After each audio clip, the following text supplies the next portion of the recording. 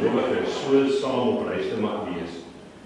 En vanoggend wil ons aan U die eer bring, ook Vader, vir die talente en die gawes, die bereidwilligheid wat U gegee het vir mense om in U diens te staan.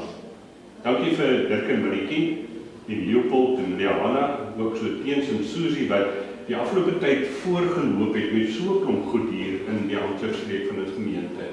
Ons eer U vir dit wat U ook deur hulle kon doen.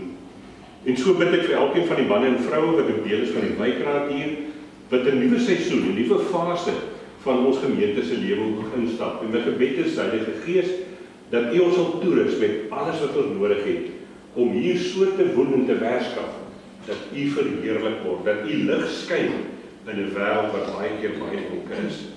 Dankie vir U genade wat groot in ons lewens is.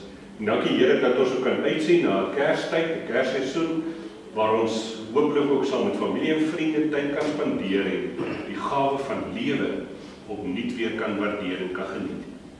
Wees met ons in die res van hierdie dag en Here bewaar vir ons, dit bid ons in U naam.